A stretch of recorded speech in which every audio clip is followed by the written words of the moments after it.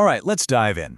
Today, we're taking apart a really sharp piece of political satire from Nepal, and it introduces us to a character you've probably seen before, no matter where you live.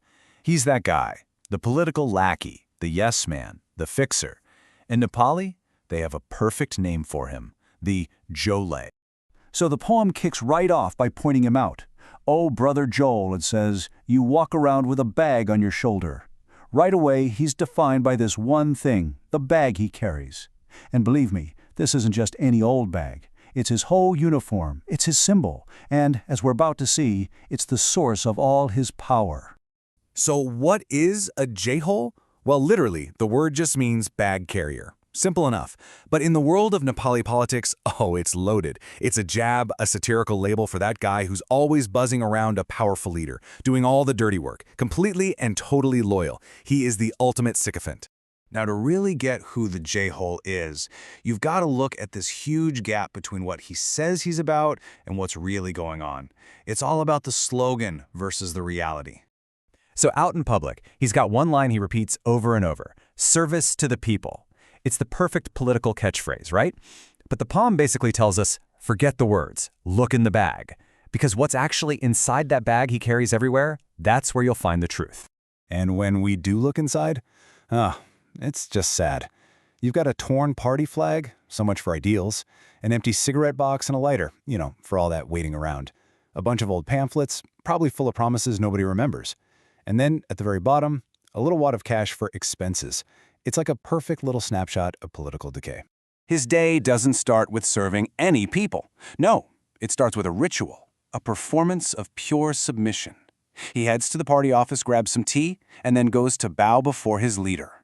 His loyalty isn't to a country or some ideal, it's to one guy. He gives a salute and says, "Your wish is my command." But look, this loyalty isn't just for show. It has a purpose. The Jhole's whole job is to be the middleman, the corrupt go-between who makes the broken system work. He's the grease and the gears, and he's got a whole playbook for it. And this lays out his process perfectly. It's just 4 simple steps. 1, he gets his orders straight from the boss. 2, he takes that power and uses it to bully government employees. 3, he turns right around and gives a big, friendly smile to business owners, promising them everything will go smoothly. And 4, the most important part, he collects in advance from the contractor. See? He plays the whole system, top to bottom. And this right here is his catchphrase. This is what he tells everyone involved in his little schemes.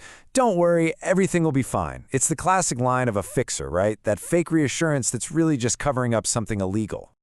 Of course, this whole two-faced act is never clearer than during an election. Before the vote, he's everywhere, touring villages, promising this huge wave of development.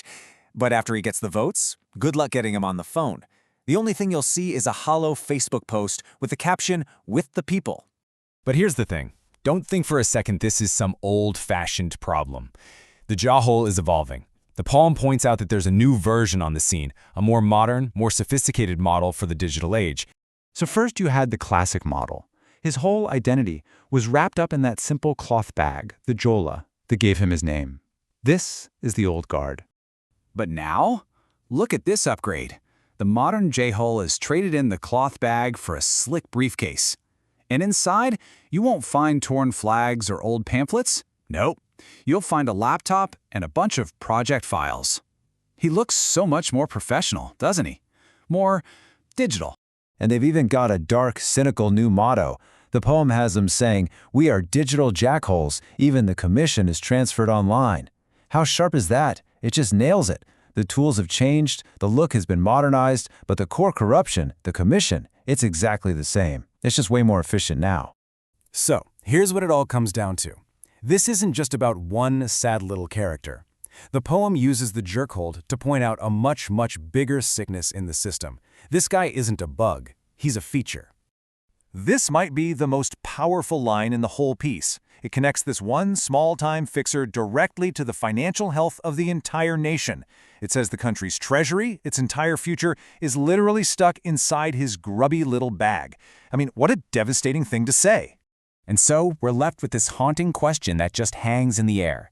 The poem isn't just asking the Jhole, it's asking everybody. It's asking us.